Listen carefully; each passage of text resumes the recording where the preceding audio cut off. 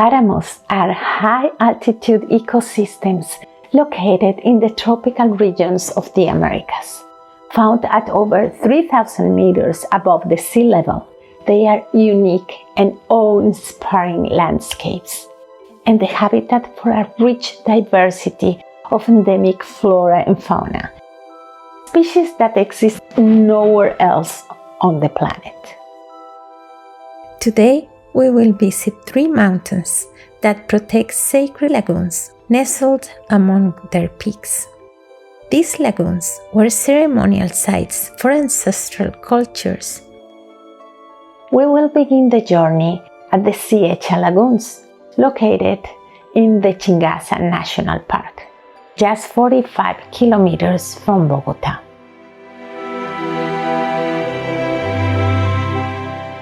I left on a cold and rainy morning before dawn, traveling in a vehicle that dropped me off nearly 5 kilometers from the park entrance.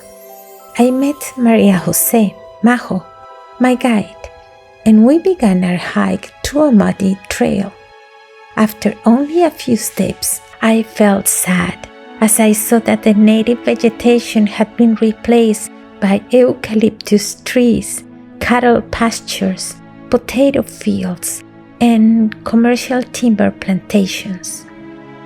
The trail was lined with an invasive plant. This thorny shrub is tough to eradicate and has been spreading out of control. In the distance, I heard the song of a bird species from the lowlands that has moved up to the Andean region due to climate change. The day didn't seem very promising. The long trail offered few rewards. Only occasionally did I find some wildflowers that gave me a shine of hope.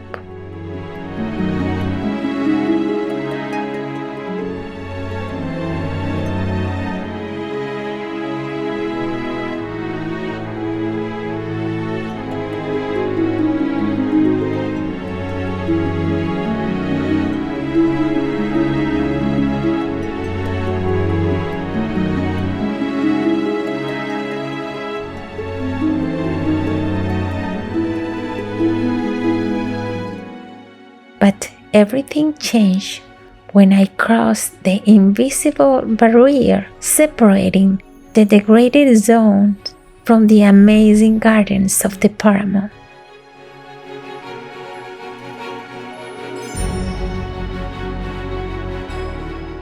Suddenly, the landscape was completely different. After entering the park, the trail becomes steep, stretching 10 kilometers with 500 meters gain in altitude.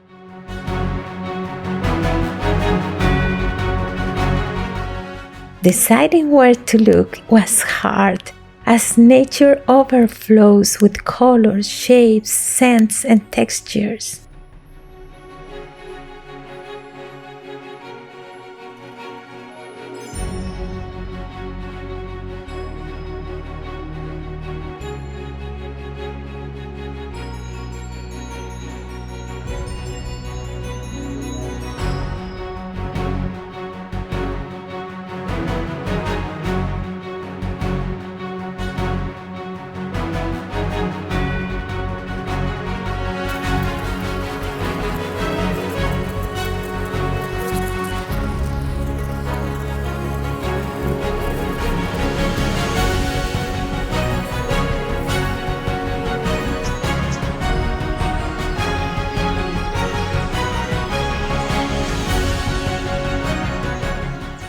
Almost immediately, I heard the constant sound of water.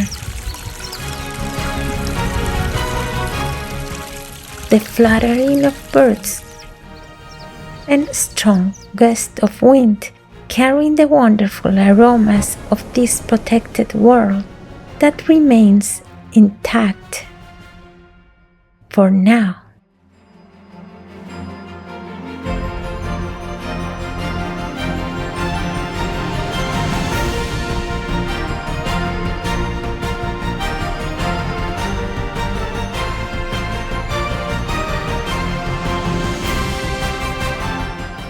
I like to walk slowly, exploring every detail around me.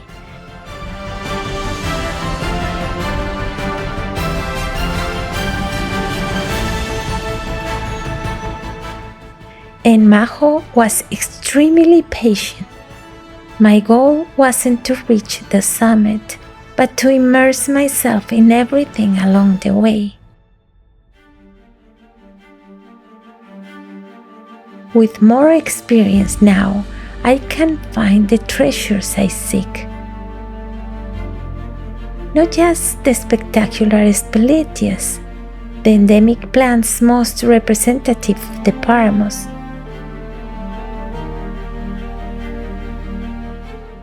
but also tiny flowers that require time and patience to discover and photograph.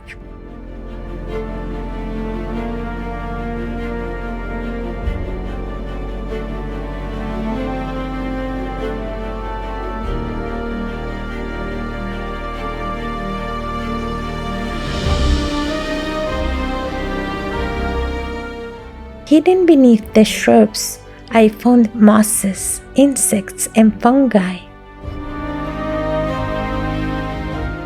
Clinging to the rocks and tree bark were a large variety of lichens in fantastic shapes and incredible colors.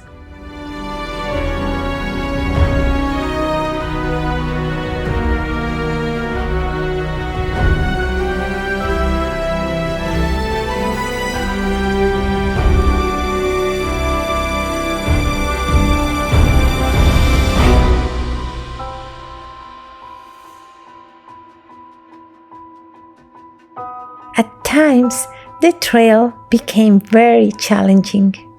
Mud, steep rocks, and strong winds were obstacles I had to overcome to enjoy this magical place. But being there was an extraordinary privilege. Every step reveals something marvelous to document. I took the time to examine these hairy plants that capture water from the clouds and slowly release it into the ground. I was very fortunate that day. The speletias were in bloom. I saw them stretching into the distance,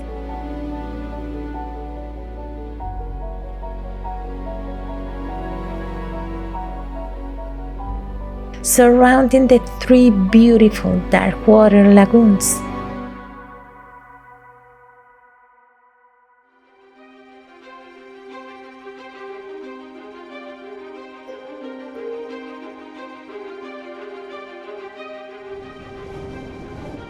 The wind moved the clouds quickly. Massive dark storm clouds covered the sky, bringing rain, and then suddenly the gusts cleared the way for a brilliant blue sky.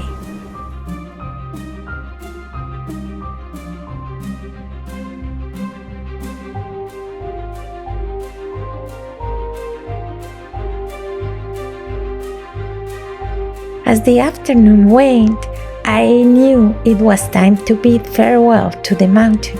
I descended with reverence and gratitude. Going downhill is less physically demanding, but more treacherous. I felt vertigo as I slid over the steep, smooth, wet rocks. As darkness fell, I felt nostalgic about leaving that magical place. Still, my heart was full of joy from the incredible experience, and my cameras were filled with images, ensuring I would never forget this beautiful place. Now, we head to a destination steeped in the legends, the Guatavita Lagoon. It is located at 3,200 meters above the sea level in the Colombian Eastern Mountain Range. I began the journey north of Bogota under persistent rain. I started walking, protecting the camera from the water and preventing moisture from fogging the lenses.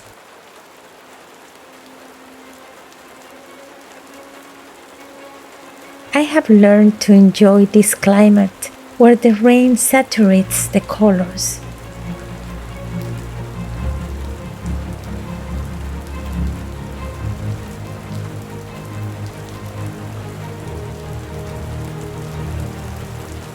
And the tiny drops sparkle like miniature crystal spheres.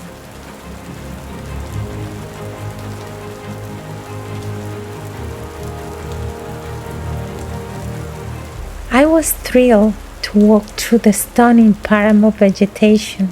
The ancient trees are small, with twisted trunks resembling bonsais. Their bark covered with colorful lichens.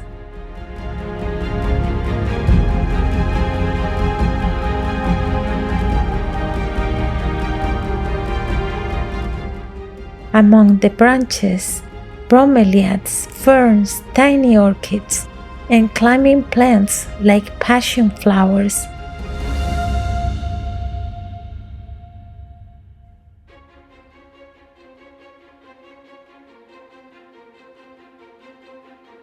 As I ascended the trail through tall grasses, I discovered speletias and wildflowers, delighting in photographing the plants sprayed with water.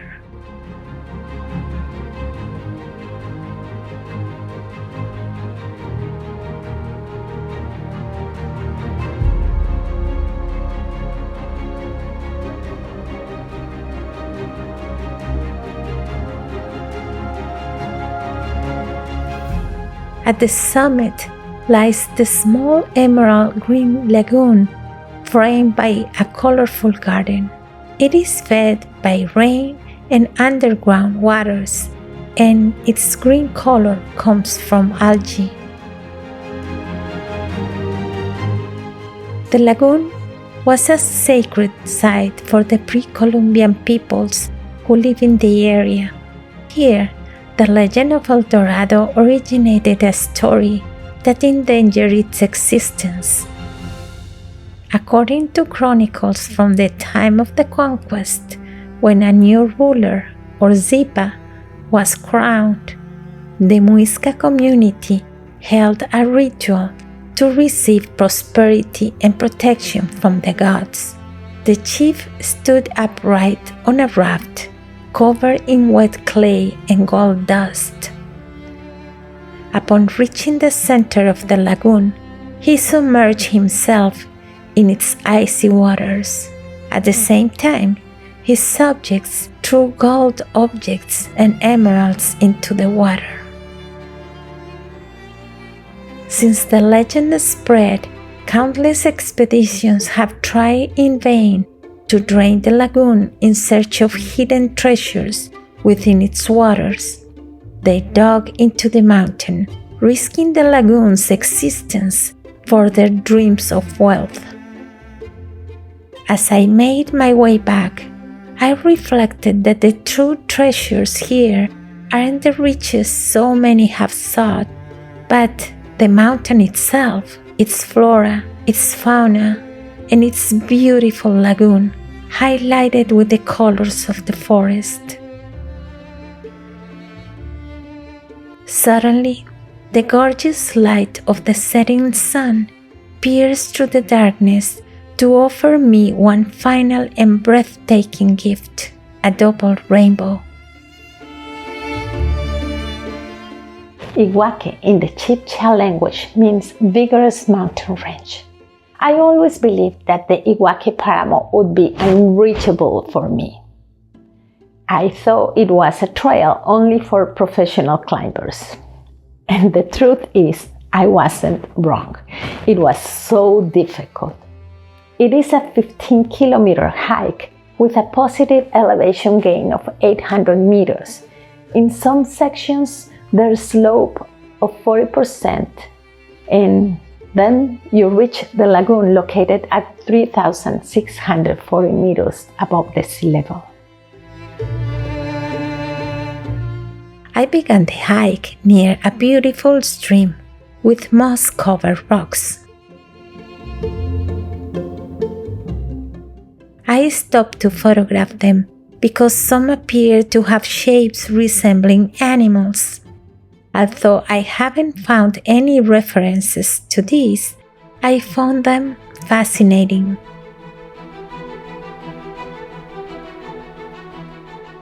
At the visitor center, I was warned not to bring my camera. Still, I definitely would only hike with my camera. It took a little time to understand the reason for this warning. The first section was through a dry forest where the trail was very steep, with large rocks and roots that slow my progress. However, this was the easiest part of the journey.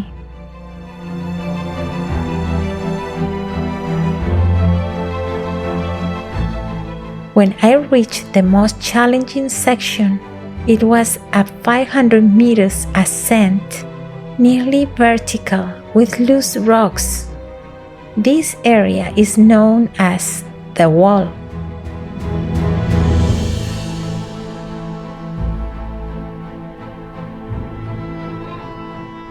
Clinging from the grasses and trying not to look down, I completed the climb, and the reward was marvelous.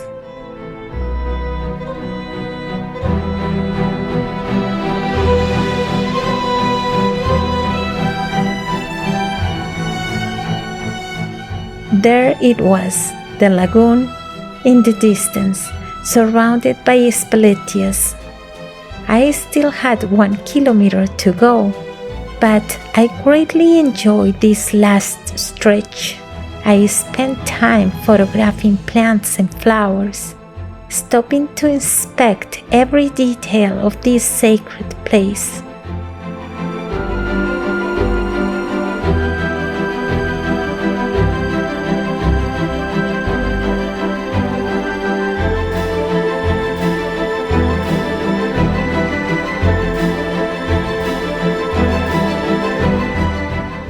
Where the energy of the mountain and the lagoon deeply connected with me and my emotions.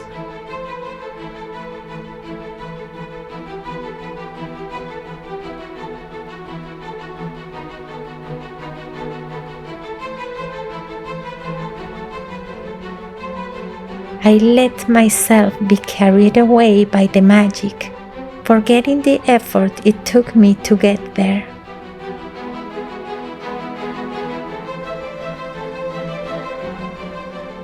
Near the water, the gusts of wind were so strong that I had to shelter under shrubs to eat before starting the descent.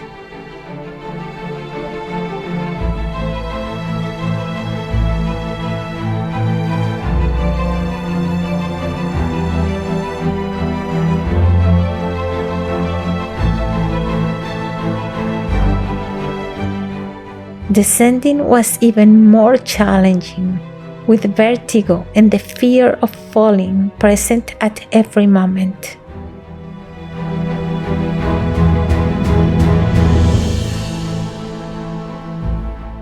But I did return happy, not just because I had experienced these magical moments, but because I was carrying so many memories with me.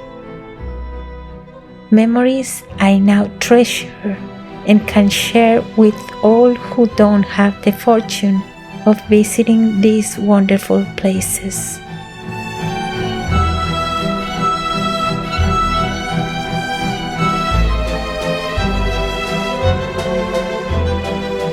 I hope you have enjoyed the beauty of these mountains. If you haven't had the opportunity to watch the first part of the magic of the Páramos series, please do so. In that case, I invite you to journey with me through the Sierra Nevada de Santa Marta, the Perijá mountain range, the northern plateau of Antioquia, the Santa Isabel Glacier,